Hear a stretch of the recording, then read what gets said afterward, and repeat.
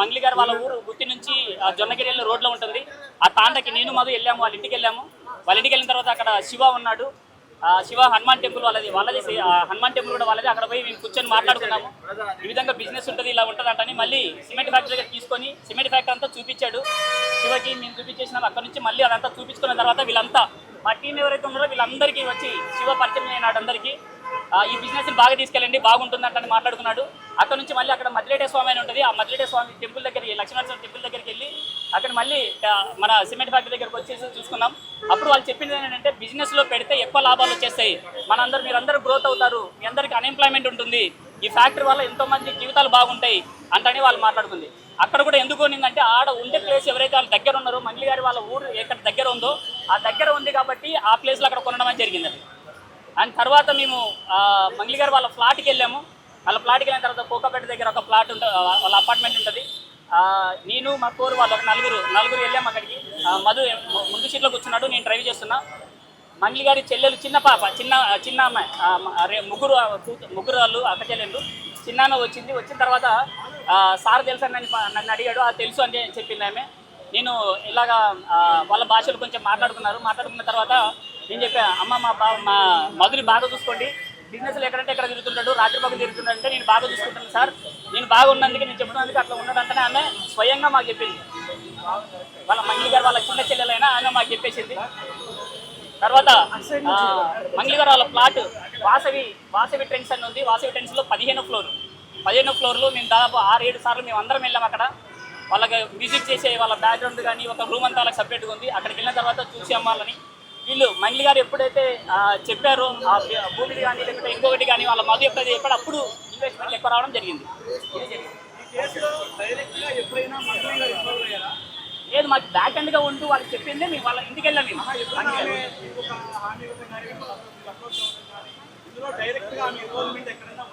డైరెక్ట్గా అక్టోబర్ 2వ తారీఖు దసరా రోజు ఒద్దిపట్ల విలేజ్లో ఆ రోజు ఎంగేజ్మెంట్ ఉంది. ఆ ఎంగేజ్మెంట్కి వచ్చేసరికి అప్పుడు కనపడుతుంది అంటే వాళ్ళు చెప్పడం. మంగ్లీ గారి వాళ్ళ తమ్ముడు శివ మాతో పాటు గట్టిగా నిలబడ్డాడు. శివకి ఇన్వాల్వ్ అయినప్పుడు కొంచెం మైకులకు కొంచెం దూరం ఉన్నాడు, కింద పడితే కొంచెం అవును. అయితే ఇక్కడ పంచాయత్ సిసిఎస్ లోని తర్వాత ఏదైతే సిసిఎస్ లో కొంచెం దూరం ఎవరైతే పంజాబ్ సిసిఎస్ కేసు వీళ్ళేసింది కాదు, వీళ్ళ అకౌంట్ లోకి ₹1,00,00,000 వచ్చినప్పుడు సిబిఐ సిఐడి వాళ్ళు దాన్ని ఫ్రీజ్ చేసి కేసు వేస్తే ఈ రమావత్ మధు అండ్ టీం ఎవరైతే ఉన్నారో వీళ్ళందరూ కూడా హైకోర్టు నుంచి బెయిల్ తెచ్చుకొని అక్కడ నుంచి వచ్చారు. అక్కడ నుంచి వీళ్ళు ఎవరికి కూడా టచ్లో లేకుండా అయ్యారు. అయితే సిసిఎస్ లో కేసు వేసింది వీళ్ళు కాదు, వాళ్ళ అకౌంట్ లో ₹1,00,00,000 వచ్చినప్పుడు ఆ ₹1,00,00,000 ఎక్కడి నుంచి వచ్చినాయి అని చెప్పి వాళ్ళు ఇన్వెస్టిగేషన్ చేసి ఆ ₹1,00,00,000 కూడా ఫ్రీజ్ చేసి వాళ్ళ మీద కేసు ఫైల్ చేసి కోర్టు పంపించారు. మంగ్లీ గారు చాలా స్పష్టంగా ఈ విషయంలో తెలియజేస్తూ ఉన్నారు. సుబ్బారావు అనే అడ్వకేట్కి బిగ్ బాస్కి వెళ్ళాలనేటువంటి సోకుంది, శ్రీముఖి అంటే క్రష్ ఉంది, తన మీద కూడా ఆర్గెంట్ గా మాట్లాడాడు, రకరకాలుగా పాపులారిటీ కోసం మాత్రమే ఇది చేస్తున్నాడు తప్ప ఇందులో ఎటువంటి వాస్తవాలు లేవనే విషయాలు ఆమె తెలియజేస్తున్నారు. దానికి ఎక్కడ దాకైనా రావడానికి తప్పకుండా నేను కూడా ఎక్కడికైనా సిద్ధమే. ఇప్పుడు మంగ్లీ గారు చేసిన ఆరోపణకి ఒక్క ఆధారం చూపించమనండి. పాప ఇప్పుడు బిగ్ బాస్ అంటే సోకు ఆయన ఇప్పుడు నేను వచ్చిన వాడిని కాదు, నా 9 సంవత్సరాల ఎక్స్పీరియన్స్ మీరు చూస్తే మీడియాలో కూడా నేను పెద్ద కేసుల్లో కూడా నేను అడ్వకేట్గా ఉన్నా. సో పాపం ఇంకొక అమ్మాయి పేరు లాక్ రావడం అనేది ఎక్కడన్నా నేను ప్రస్తావించానా? ఇప్పుడు ఆవిడ ఏది చెప్తే అది నిజమైపోతుంది. ఒక్క ఆధారం చూపించమనండి. నిన్న ఏదో నాకు ఒక వీడియో ఇట్లాంటివి చూపించారు, కొన్ని మీడియా వాళ్ళకి ఇచ్చారా? దాంట్లో ఏముంది ఏంటి అని మీడియా వాళ్ళకి ఇచ్చారా? ఆమె ఆరోపణలు చేస్తుంది. అది పూజారి నాగేశ్వరరావు గారు ఆఫీసులో ఏది మేము చెప్పాం కదా, మేము పూజారి నాగేశ్వరరావు గారు పిలిపించారు. ఏది ఈవిడ ఒక సెంట్రల్ మినిస్టర్ పేరు చెప్పి బెదిరించినప్పుడు, ఎమ్మెల్యే తండ్రితో ఫోన్ చేయించినప్పుడు నేను లిఫ్ట్ చేయకపోతే చాలా మంది గూండాలతో రౌడీలతో కూడా ఫోన్ చేస్తే నేను మాట్లాడకపోతే అంటే రెస్పాండ్ కాకపోయేసరికి పూజారి నాగేశ్వరరావు గారు ఆఫీసులో అది మీరు చూసుకున్నట్లయితే ఆ వీడియో కూడా ప్రెస్ రిలీజ్ చేయమనండి తమ్ముడు.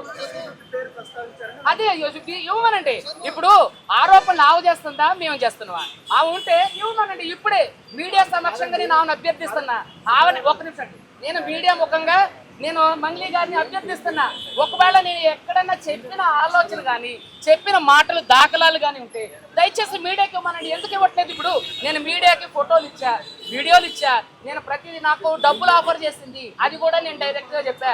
ఒక సెంట్రల్ మినిస్టర్ పేరు చెప్పింది అని చెప్పా, ఆయన పేరు కూడా మీ అందరికీ తెలుసు. తర్వాత ఎమ్మెల్యే తండ్రితో ఫోన్ చేయించారు, ఆయన కూడా చాలా పాపులర్ అని కూడా తెలుసు. వాటికి సంబంధించిన ఆధారాలు కూడా నేను పోలీసులకు ఇచ్చా. మరి మీరు చేస్తున్నటువంటి అలిగేషన్కి సంబంధించి ఒక్క ఆధారాన్ని ఎందుకు మీడియాకి ఇవ్వట్లేదు? మీడియాలో చెప్తున్నారు ఏదన్నంటే నేను బంజారా అని ఒక కులం పాటు వాడుకుంటారు. అందరూ అలా ఉండరండి. ఇంకోటి ఇతను కూడా బంజారాని చూడండి, వాళ్ళ ఎవరైతే ఇతను బంజారా బిడ్డని చెప్పండి, ఏమని ఇతను కూడా ఈయన కూడా భయపెట్టించరు. చెప్పండి మీకు ఏం జరిగింది?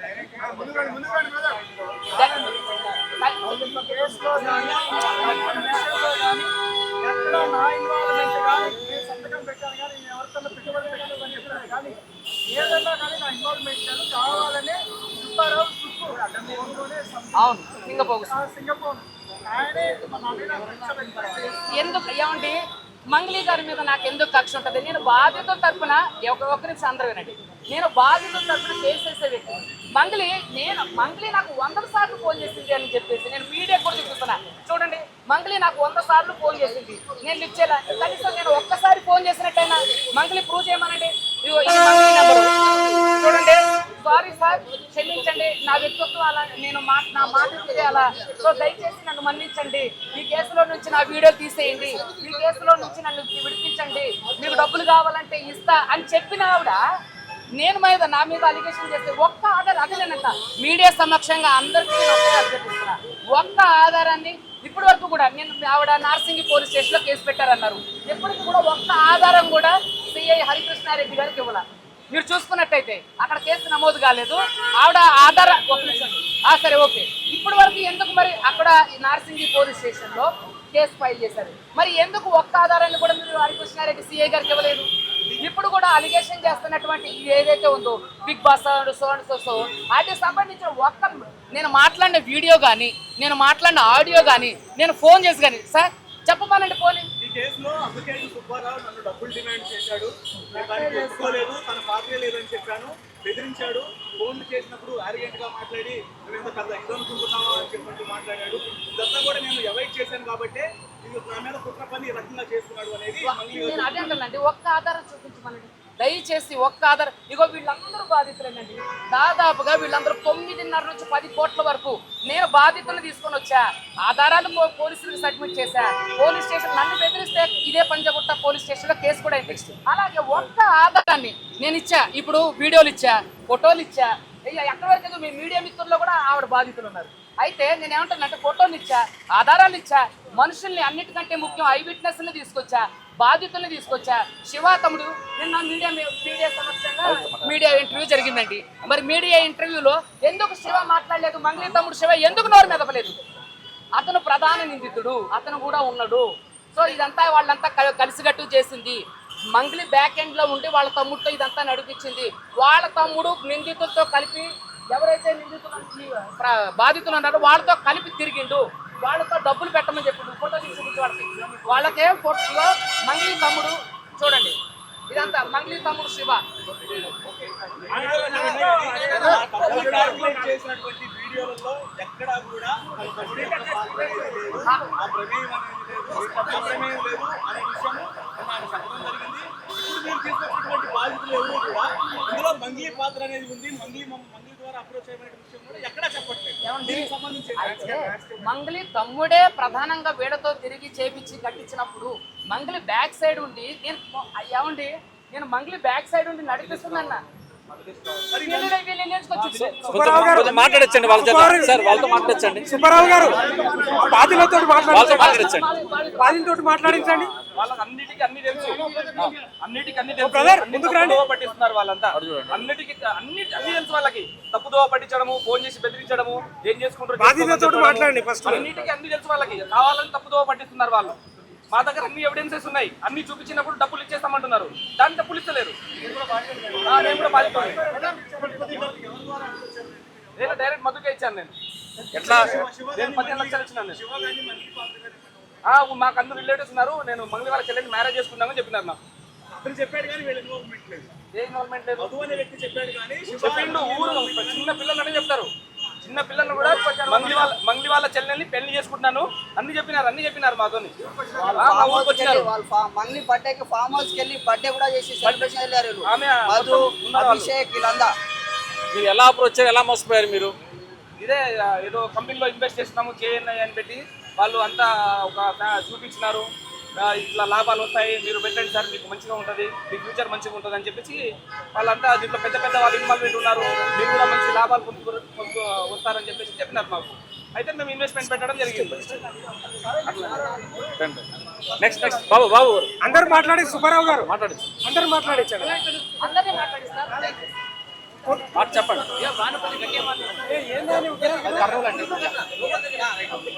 గట్టిగా మాట్లాడి చెప్పండి. మాది కర్నూలు అండి. రమావత్ మధు మేము ప్రీవియస్ కంపెనీలో వర్క్ చేసేవాళ్ళం. వర్క్ చేసేటప్పుడు రమావత్ మధు చెప్పిండు మాకు చాలాసార్లు చెప్పిండు. అండ్ మేము కూడా కొద్దిగా ఇన్వెస్ట్మెంట్ చేసాం అన్నట్టు బిజినెస్లో. మెయిన్ ఏంటంటే రమావత్ మధు ల్యాండ్ ఇస్తాం, ఇంట్రెస్ట్ ఇస్తామని చెప్పి బాగా పక్కా చెప్పిండు. దాని ద్వారా మా వాళ్ళు చాలా మంది ఇన్వాల్వ్మెంటే పెట్టిండ్రు. దీంట్లో ఏంటంటే మంగ్లీ మేడం మాకు ఎందుకంటే ఒక ఆడబిడ్డ అనవసరంగా నిబంధనలు వేసే విషయంలో ఏంటంటే పక్కా రమావత్ మధు కొన్ని ఫొటోస్ చూపించిండు అండ్ కలిసిండు అన్నట్టు. వాళ్ళ తమ్ముడు కూడా కర్నూలుకి వచ్చిండు. కర్నూలుకి డోన్లో సిమెంట్ ఫ్యాక్టరీ ఉంది, మాది కూడా ఏపీనే. సో ఆ ఫ్యాక్టరీ దగ్గర కూడా ఫొటోస్ కానీ వీడియోస్ ఇవే ఉన్నాయి. ఇప్పుడు చాలా మంది మీరు అడుగుతున్నారు, ఏమడుగుతున్నారు, ఫొటోస్ ఉన్నాయా, సిగ్నేచర్స్ ఉన్నాయా, డాక్యుమెంట్స్ ఉన్నాయని అడుగుతున్నారు. అంటే ఒకటి బాగా గుర్తుపెట్టుకోండి, సిగ్నేచర్స్ డాక్యుమెంట్స్ అంటే ఇప్పుడు కంపెనీ పెద్ద ఇప్పుడు ఎగ్జాంపుల్ మన ఇండియాలో ఉన్న ముఖేష్ అంబానీ, అనిల్ దీని పెద్ద వాళ్ళు ఉన్నారు, వాళ్ళంతా కంపెనీస్ ఇక్కడ అంటున్నాయి. వాళ్ళంతా వచ్చి కంపెనీలో సిగ్నేచర్లు పెట్టారండి. ఇక్కడ ఎంప్లాయీస్ ఉంటారు, స్టాఫ్ సమ్ డ్యూటీ ఉంటారు. అలా తమ్ముడు ఏం చేసిండు, పక్కా ఫొటోస్ అవి మా దగ్గర ఉన్నాయి. ఇందాక ఇంకో పిల్లవాడి ఫొటోస్ కూడా ఉన్నాయి. కొంచెం ఒకటి కాదు, ఇగో మంగ్లీ వాళ్ళ ఊర్లో దిగిన ఫోటో. చెప్పండి. గోకులంద్ అనే కంపెనీ లాంచ్ అయినప్పుడు దిగిన ఫోటోస్ ఇంతకన్నా ఎవిడెన్స్ ఎక్కడి నుంచి ఉన్నాయంటే రమావత్ మధు ఏదైతే చెప్పాడో దాన్ని మేము పర్టికులర్ గా మాకు తెలిసిన ఎవిడెన్స్ మేము కలెక్ట్ చేసి మేము ఇస్తున్నాం. అది నిజమా కాదా అనేది 100% నిజం ఉన్నందుకు ఇంత ఉంది కదా. మాకు రమావత్ క్లియర్ గా చెప్పినందుకే ఇది జరిగింది. దానికి తగ్గట్టు కొన్ని ఎవిడెన్స్లు చూపించిండు. ఇంతకన్నా నమ్మడానికి ఏం కావాలి? కాదండి, ఇప్పుడు మీరు అందరూ మధు పేరు చెప్తున్నారు కానీ మంగ్లీ ఇన్వాల్వ్మెంట్, శివ ఇన్వాల్వ్మెంట్ ఇప్పుడు శివ వాళ్ళు డబ్బులు తీసుకున్నట్లేదు, డబ్బులు అడిగినట్లేదు. ఏంటి ఎట్లా వాళ్ళు అక్యూజ్ చేస్తారు? మీరు కంపెనీలో బ్యాక్ అండ్ సపోర్ట్ వాళ్ళు ఉన్నారు, మీ వాళ్ళ దగ్గర పెట్టి కొన్ని బిజినెస్ లో ఇంకా రమావత్ చెప్పిండు. మధు ఉంటాడని చెప్పింది అప్పుడే రమావత్ మధు చెప్పిండు. ఆయన చెప్పడం కాదండి, మంగ్లీ కానీ ఆయన సోదరుడు కానీ ఏమన్నా వాళ్ళ తమ్ముడు ఎప్పుడు ఏం చెప్పారు చెప్పండి ఒకసారి. కర్నూలు సిమెంట్ ఫ్యాక్టరీకి వచ్చినప్పుడు చెప్పినాడు, కొండమలపల్లి ఆఫీస్కి వచ్చినప్పుడు చెప్పినాడు, మీరు ఇక్కడ ఇన్వెస్ట్మెంట్ చేయండి, మంచి రిటర్న్స్ వస్తాయి, మీకు ల్యాండ్ కూడా షూరిటీ ఇస్తాం. కర్నూలుకి వచ్చాడు, 5-6 సార్లు మేము కలిసాం, వాళ్ళ అపార్ట్మెంట్ కూడా వెళ్ళాం. ఇక్కడ అందరూ ఉన్న వాళ్ళంతా వెళ్ళారు. ఇంకేం ప్రూఫ్ కావాలండి? చిన్న పిల్లలు అడిగే ఇస్తారు. 100% ఉంది. మొత్తం దీనిలో 6 మంది వ్యక్తులు ఉన్నారు. 6 మంది కూడా ఏంటి మంగ్లీ అంటే ఏంటి, ఇప్పుడు మంగ్లీ ముందు వెనకాల ఉంటుందనే ఉద్దేశంతో డబ్బులు పెడితే ఎక్కువ రిటర్న్స్ వస్తాయన్నది అంటున్నారా మీరు? అట్లా నమ్మించారా? లేకపోతే అంటే సెలబ్రిటీ వాళ్ళు ఉన్నారు, మంచి బిజినెస్ బాగా చూసుకుంటారు, రిటర్న్స్ ఇస్తారని చెప్పి మేము అందరూ పెట్టేస్తాం. మీరెంత వరకు ఇన్వెస్ట్మెంట్ చేశారండి? మేము మొత్తం అక్కడ ఉన్న వాళ్ళు 2.5 కోటి కర్నూలు నుంచి 2.5 కోటి మీకు కర్నూలు నుంచి.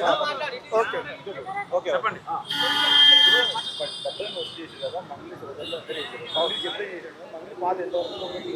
మంగ్లీ పాత్ర 1000% ఉంది. నిన్న మాట్లాడుతున్న విషయం ఆయన మొత్తం అబద్ధమే. సుబ్బు సార్ గురించి ఆయన అలిగేషన్ చేస్తుంది. సారు మా కోసం ఫైట్ చేస్తున్నాడు. ఆయనకి ఎన్ని కాల్స్ వచ్చినాయో తెలుసు, ఎంత ప్రెషర్ ఉందో తెలుసు, కానీ కేవలం ప్యూర్ పీపుల్స్ కోసం ఫైట్ చేస్తున్నాడు. 1000% ఆమె ఇన్వాల్వ్మెంట్ ఉంది. వాళ్ళ తమ్ముడు వచ్చి మాతో లంచ్కి వచ్చినాడు, మీటింగ్స్కి వచ్చినాడు, సిమెంట్ ఫ్యాక్టరీ దగ్గరకు వచ్చినాడు, జహీరాబాద్ ల్యాండ్కి వచ్చినాడు, కొండమల్లపల్లి ఆఫీస్కి వచ్చినాడు, మా అందరికీ చెప్పినాడు పెట్టండి బాగుంటుందని చెప్పి. ఈరోజు సంబంధం లేదని చెప్పి నేను ఒక మాట మాట్లాడినాడు శివ చౌహాన్, ఒక మాట మాట్లాడమని చెప్పండి. 1000%. నమస్తే అండి, నేను కూడా ఒక బాధ్యతనే. మీరు ఎలా మోసపోయారు చెప్పండి, ఎంత డబ్బులు ఇచ్చారు? మేము వచ్చేసి 68.5 లక్షలు ఇవ్వడం జరిగింది. ఇప్పుడు ఎవిడెన్స్ అంటే ప్రీ ప్లాన్డ్గా ఉన్న వాళ్ళు ఎవిడెన్స్ ఎందుకు ఇస్తారు? బ్యాక్ ఎండ్గా ఉండి నడిపించే వాళ్ళు ముందు వచ్చి ఎందుకు మాట్లాడరు కదా. ఇప్పుడు ఆ వ్యక్తి పేరు చెప్తున్నాడంటే లేకుండానే చెప్తాడా? ప్రూఫ్స్ కొన్ని ఫొటోస్ కానీ వాళ్ళ దగ్గర దిగిండేటివి కానీ, కోకాపేటలో ఫ్లాట్కి పోవడం కానీ, ఆమె ఫ్లాట్లో కానీ, ఇవన్నీ ఇవే కదా. ఎప్పుడైనా నేను వెళ్ళినప్పుడు ఒకసారి కూడా ఉండలేదు. బట్ మా సార్ పోయినప్పుడు హేమకాంత్ రెడ్డి వాళ్ళ దగ్గరికి ఆమె దగ్గరికి పిలుచుకొని పోయినాడు, పరిచయం చేపించినాడు, ప్రమోత్మదు అన్నీ జరిగినాయి. ఎప్పుడు మాతో ఉన్నప్పుడే పక్కలో ఉన్నప్పుడే ఒక్కసారి ఎప్పుడైనా కలిసినప్పుడు ఫోన్లో మాట్లాడేవాడు వాళ్ళ సిస్టర్ తోటి కూడా. ఇవన్నీ జరిగాయి, ఇవన్నీ మాకి లైవ్లో ఉన్నాయి. ఇప్పుడు మేము ఇలా జరుగుతుంది